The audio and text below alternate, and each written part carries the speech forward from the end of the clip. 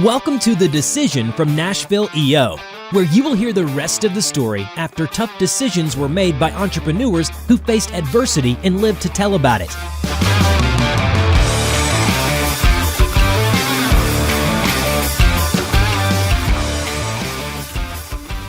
Welcome to The Decision, the podcast by EO Nashville, where we talk to fellow EO Nashville members about entrepreneurship, all the entrepreneurial things that we do in the course of... You did that twice. I did it.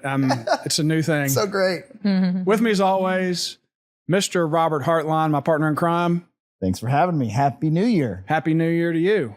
I'm Eric Jackson, and with us today, I'm super excited to welcome Dr. Leah Cordovez. Thank you. Good to be here. Of Be Well. Yeah. Something that you participated in. It was, I can't remember the name of it exactly, but it was all about getting healthy. And it's something that I think some entrepreneurs grasp onto and kind of do on their own. And there's there were a bunch of people there Yes. that were learning some of the things that you talked about. Yes. And maybe they heard for the first time. So talk Yes. about your take on health and wellness. Yes. Thanks again for having me. It's an exciting beginning of a year. And this is a great time to talk about this because everybody loves that new, I'm going to turn over a new leaf. This is the year I'm going to do it. So this is such a well-timed discussion. So what we talked about was Peter Attia's Outlive book. And he talks about all the things you can do to live longer. The operative word being live, right? Nobody wants a lot of years with not a lot of life. So that's what that talk was about. And a lot of people do it independently. And the trick is, and the message I tried to drive home is, it should be individualized. So it matters how all of this information applies to you as an individual. So how does that typically manifest? What sorts of different people do you see in your practice? And what kind of obstacles do you have to navigate to help them get to where they want to be? My practice is very prevention heavy. So I have people, my job is really to take really good care of people to whom health matters a great deal. So, and that actually, Matt Charette taught me to put that together. But if your health doesn't matter, you're probably not going to value it enough to see a concierge doctor and spend the time that it takes. So my population is really self-selected out to be the ones that most care about longevity and well-being.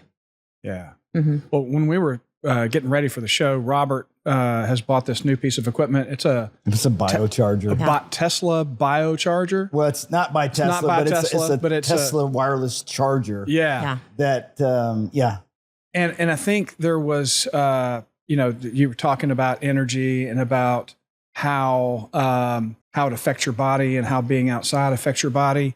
And it reminded me a little bit of, and the question that you asked of the person who you were sitting next to one of those machines with, you said it was kind of expensive. Talk about that. It's wild. I went to Tony Robbins and they had these biochargers. They had like 8 of them and everyone was like surrounding them. You're doing the experience about 12 minutes.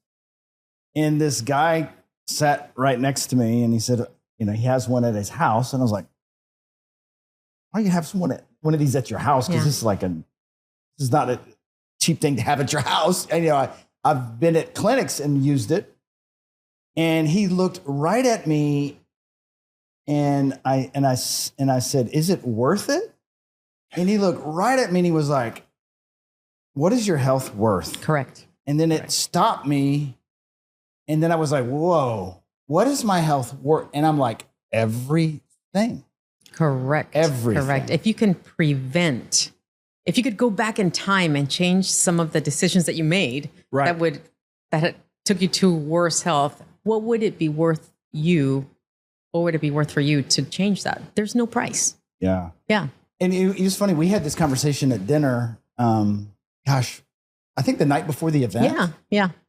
And because everything that I've been thinking about this all of last year and this year is like decision making, and how you are in a very unique role because you're a great doctor, but you also have to be a great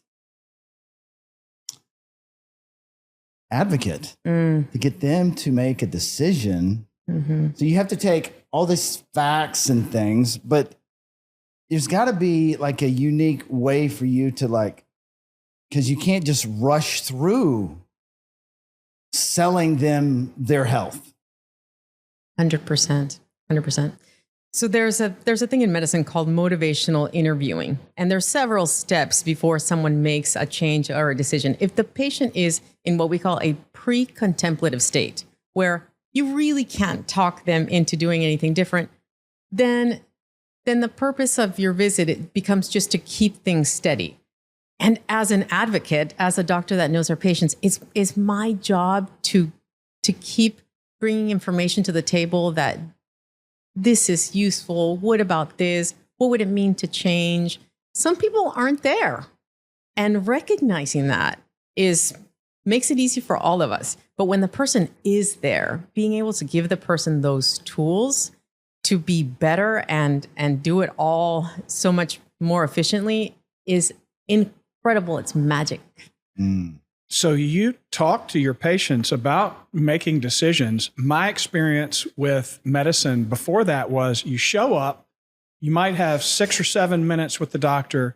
They give you a prescription and send you on your way. For sure. How is your experience different? Oh, well, when I was in traditional medicine, which I've always loved medicine, but when it felt like the elevator door was closing and I say, don't forget to take your medicine, or I was running out of time. Yeah.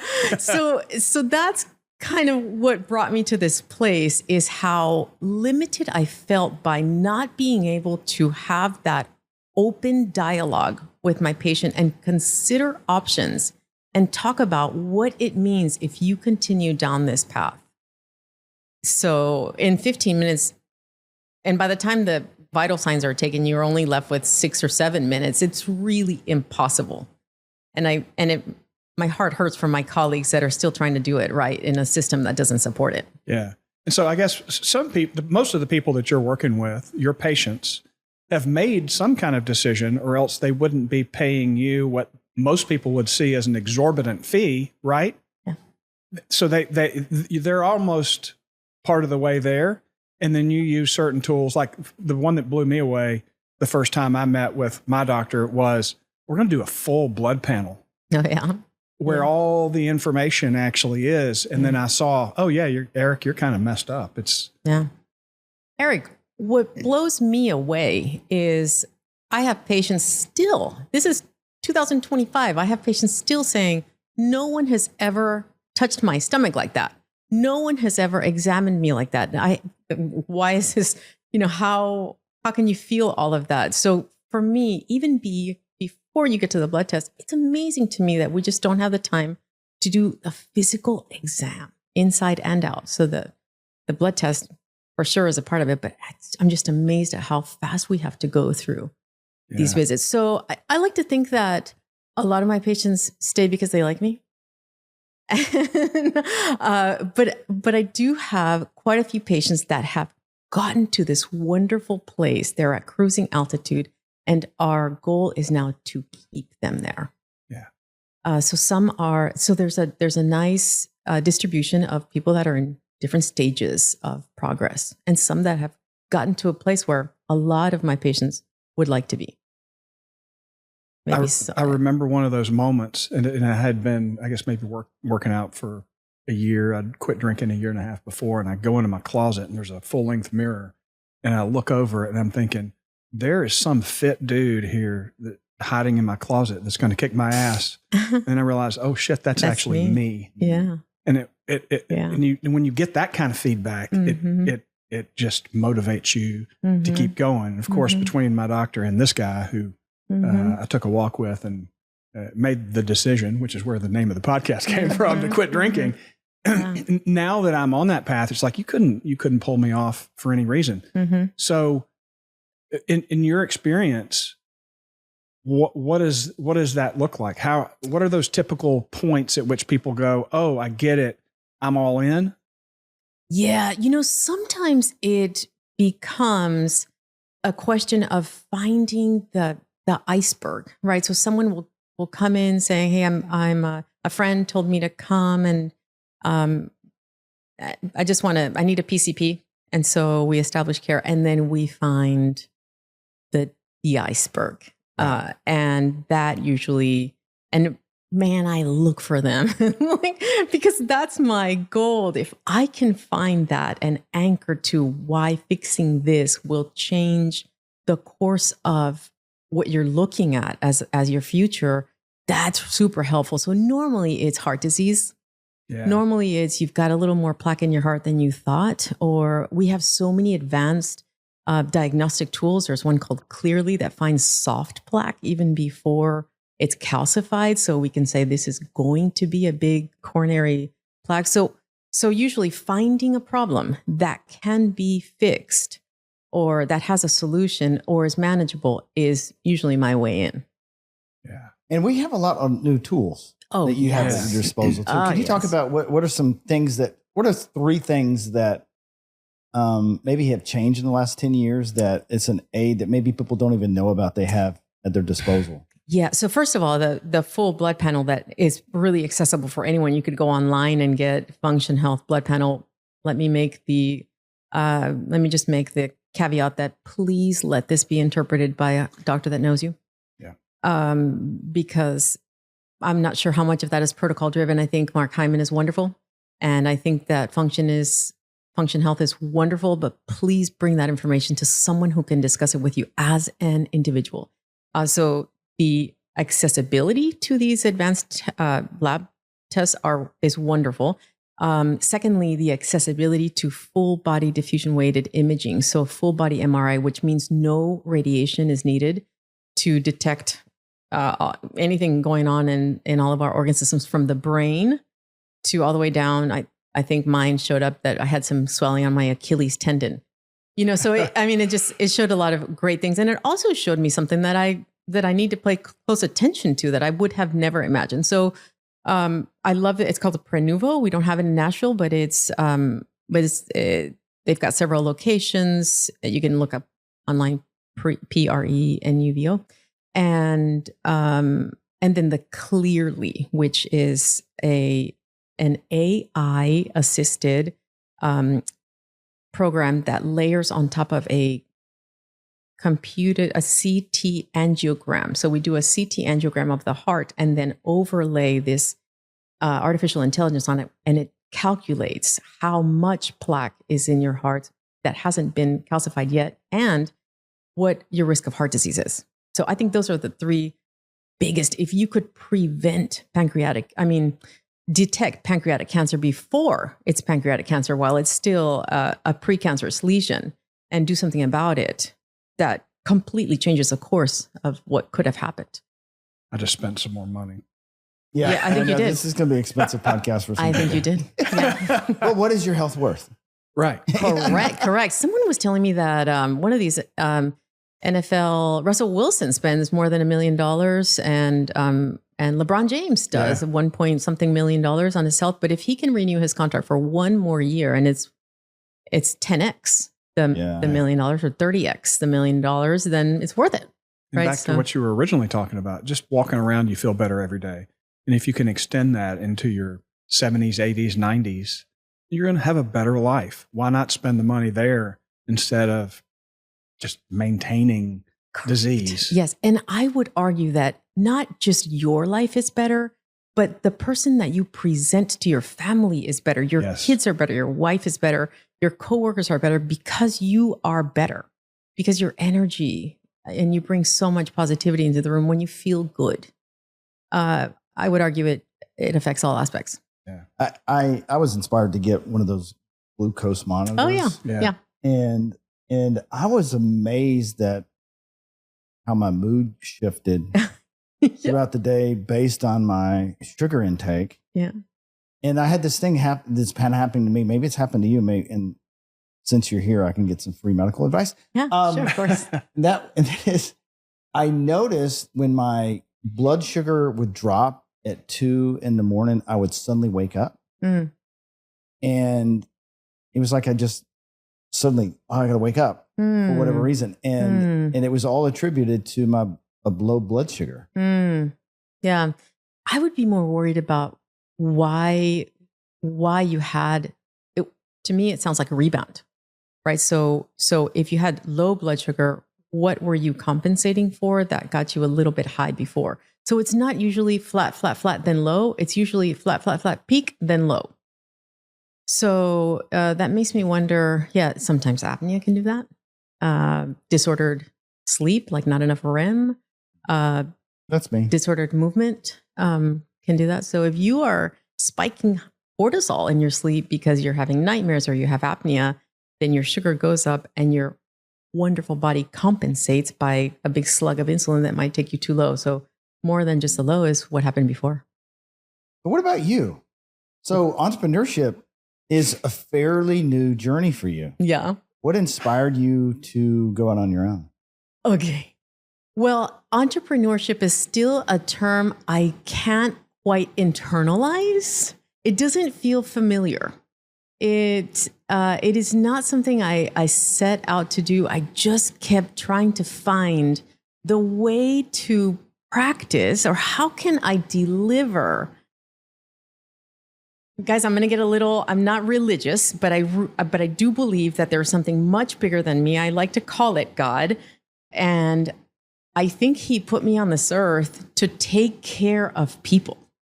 And I've always known that. When I was 4 years old, I remember walking into a hospital. This was one of my earliest memories, and thinking, man, it smells good in here. I love it.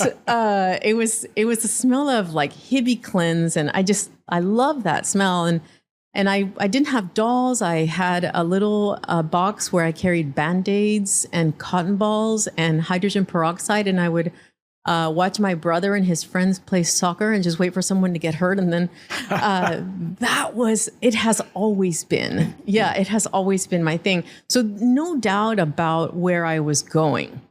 And when I finally got there, so I'm from Panama. We moved here after the canal was turned over. I was born in the Canal Zone. And after the U.S. Kind of moved away, we moved to Tennessee, finished high school, went to college, and then decided I was going to go back and do medical school and practice. Anybody that knows me is probably rolling their eyes because they've heard me say this a million times: practice on top of a hill and just get paid in mangoes and chickens. But it didn't turn out that way. So I married a guy from Nashville, and we ended up here. And so I came back to this traditional medicine system. I did my residency at Baptist and got a job as an attending with a group right across the street from Baptist. And I just couldn't wait. But what I found was that the elevator door was closing before I could finish saying, "Hey, wait, don't wait. But listen, are you sleeping well?" And what that evolved to was, "Can I see you before lunch? Or can I see you as the last patient of the day?" And so I was starting to take time from either myself or my family to take care of people. So I started this rumble of, how can I do what God put me on this earth to do, where it doesn't feel like it's undone at the end of the day. So after seeing 20, 25 people a day, which is considered not very productive these days, Wow. I kept looking for, there's got to be a way, there's got to be a system where that will support this.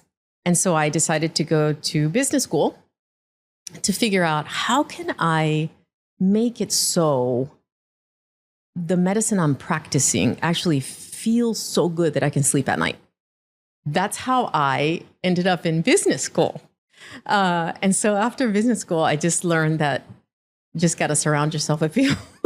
No, because I still only want to be the most amazing doctor. I just want to take care of people. So I got this job where I accidentally was introduced to Andy Bailey, and I'm sorry, I'm throwing names around. Yeah, great. And Arnie Mahan, Sonny Clark, and those guys put it in my head that you can do this. What? I wasn't sure. Like what I'm doing, I don't know. But something about these really smart guys saying you can, for a moment, made me feel like I can. And for a minute I thought I will, and I did before I realized how hard it was. So I still have a really hard time reconciling the business, but that's how that came to be. But you know, when you follow what your unique ability is and just do that, the things just naturally is just worked for you, right? Well, it feels like it. It feels like it. It feels like, and I still every day wish I could just do that thing that I love doing, which is being in front of someone whose life I want to make a little bit better. But in order to do that, I have to have this machine that supports the business of what I'm doing. And so I am an accidental entrepreneur. What's the biggest decision you've had to navigate in entrepreneurship? Listen, I made a lot of bad ones, a ton of bad ones. But I think the biggest decision was by the time I collided with Andy, Sunny, and Arnie, I had a wonderful, busy practice. I had twice the amount of patients I should have, and I loved them all. And the rumble of I can't keep doing this for 4,000 people was getting louder and louder, and the sleep was harder and harder to reconcile. And the decision became, do I say goodbye to 4,000 people that I really care about to do this thing that I feel I have to do? Because it feels really selfish to say, hey, every day I need to be able to go home at night and feel like I did the best I could for you, which ends up being about 10 people a day, right? 6, 8, 10 people a day. It's impossible to do for 25. So my decision, and it took years, my decision was, how do you say goodbye to 4,000 people and say, I've got to do it differently and I have to let you go? And nobody's going to love you like I do, and nobody's going to take care of you like I do. But how do you say goodbye to that? And then I struggled a lot with, the little kid that felt compelled to take care of people as a vocation. This is what I do. It's my identity, basically. How do I turn my back on that? And will God be okay with me saying, hey, I can't do it like that anymore. I can't keep giving 4,000 people one little speck. I'd rather give a few people the full thing, my full attention. My biggest decision was how to say goodbye. Yeah. And so, but now you have more time, more influence to help them make a decision about their health. You probably impact more than you would with more people. That's a great point. So the impact is larger. So it's like we've concentrated the laser on one spot. So you're making a big dent instead of this diffuse, just generally lighting a lot of people. I feel like I'm making a bigger impact. But I can't say this enough. My relationships were real. And so I practiced medicine with my whole heart. That was huge. I still think about people that I couldn't bring with me. Yeah.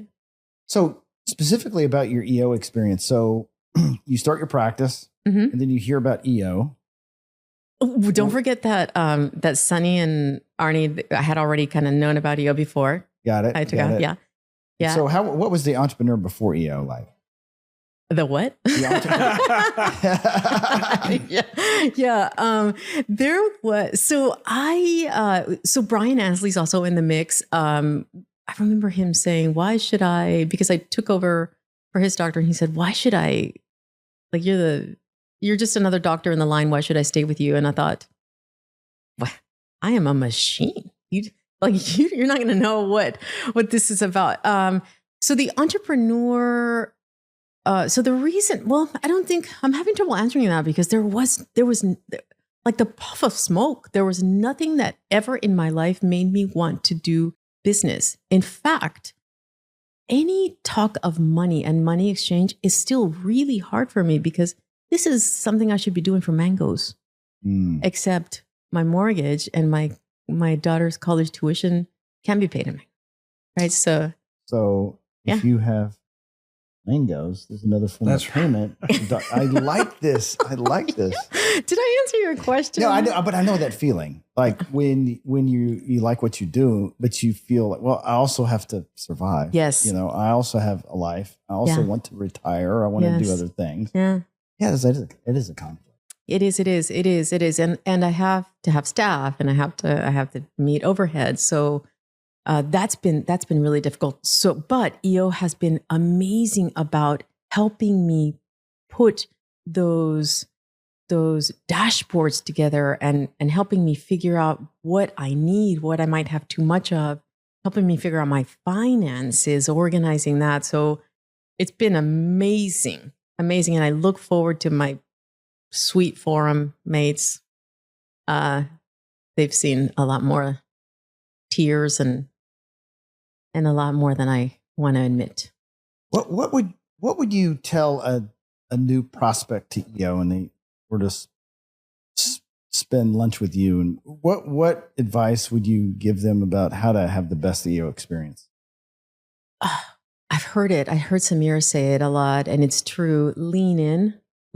So she says it all the time. You're only going to get out of it what you put into it. If you don't participate in forum, and if you don't go to the talks, then you're not going to learn what you came to learn. You've got to be thirsty and drink from it before you'll get any benefit. It won't just happen. But this is the place. If you feel like there's something you want to build, these are the guys that are going to teach you to build it. Yeah, it's important to show up. Like we were talking about EMP earlier, and I went there just because Arnie told me it's the best thing EO does. You should go. And so I did. But the thing that I walked away with was far more impactful than what I had expected. And it really wasn't as much to do with business as it was to the conversation I had with my friend Stu about health and exercise. And so, and that has made me better in every aspect of being an entrepreneur. So you go to these EO events when you think you're going to walk away with X, but you walk away with Y, and it makes a much different and bigger impact than you could have ever imagined. And I when people push back on, I don't have time for all these events, just pick a few and, don't have huge expectations. You may not learn anything, but the next time it may be something that takes you on a different trajectory and changes your life entirely. And there's such a collegial spirit. Everyone is so helpful. Receiving is hard for some of us. And it's just amazing how it's out there. It's out there. Even when I first met you, it was so wonderful. And we work together. So it's just such an amazing pool of people that really want to help. Amazing. Yeah. One thing you got to speak at my favorite EO event. That was my favorite. Was your favorite because I spoke? It's because of you. All because of you. But it was like everyone understood how important their health was and that they could be in the driver's seat. And, my hope and we were already doing that. You're leading a bunch of calls. There's some recordings, by the way, of these calls on the YouTube channel. Please take a moment, get your spouse, get your leadership team, watch those because everyone has to have health as part of their conversation. Your forum, I think all forums should we be sharing our health statistics together? Like if we literally every year we all did our blood panels and just talk about what the doctor said because if I have an EO member that's 20 years ahead of me, he has a different set of challenges with his health, but it'll make me more aware of knowing what's happening when people age. And I think there's not enough conversations about it. And if you're doing it with people that you're growing old together, and your form's like forever old, and you got people that are nearly, we're 16, 17 years in. Yeah. Oh, So, wow. I mean, we're watching people age. Yeah. You know, and Our forum retreats are way different than they were when we first got started. Bedtime is a lot earlier than it was. Nothing wrong with that. No. But I think Nashville, our chapter has made a shift because of that event, because health is a part of the conversation. And really, something I heard, Tony Robbins, I went to him, it was a 4-day adventure, and he talks about energy. And he's like, hey guys, where does energy come from? People are like, food, and he's just debunking all the myths about energy. And the perfect example, when you eat, do you feel energetic? No, you're tired, And, our health is that energy, and it spreads so rapidly when we feel good about our bodies. We feel good about our mental health is a large piece of our health. It's not just our physical health. Like you're seeing this with people in their mental health. Is 100%. Is it much different today than it was 10 years ago? I think there's a lot more language around it. So people are able to say how they feel. I feel like it's a lot less taboo, a lot more open and available. Before we couldn't get to that spot. Man, I'll never forget. I had a patient who had a chronic pain and just couldn't figure out how to make her pain better. And during a physical exam, she said, well, my stepfather abused me from the time I was 15. And I thought, oh my God. And the second thought that came into my head was, I've got 2 more patients. But had we had the opportunity to open that up, I can't resist thinking that going back to your energy, every bit of our health is so closely intertwined with your energy. And if you're carrying stuff that you haven't processed, it will find its way out. Yeah. It will find its way through. Yeah. So absolutely. But I also, anyone who's heard me speak knows that it's not perfect. And if you try to be perfect, then your mental health gets, right? So if it's, I'm only going to have organic food, then is that healthy, right? So there's that line where we take, and that's what integrative medicine is. It's medicine is not just what your body's doing, it's what your whole environment contributes to your well-being. Thanks so much for joining us. Yes, of course. Thanks. So glad to be here. Thank you. If you are an entrepreneur in Nashville, Tennessee, you need to check out eonashville.com and learn how 350 entrepreneurs, just like Dr. Leah, is getting value of being together in a community, most of all in a forum, to get together every single month and talk about what's working, what's not working, how to improve your life, health, and your business. Please visit eonashville.com. Have a great rest of your week. Thanks for listening to the Decision Podcast by Nashville EO. We'll see you again next time, and be sure to click subscribe to get future episodes.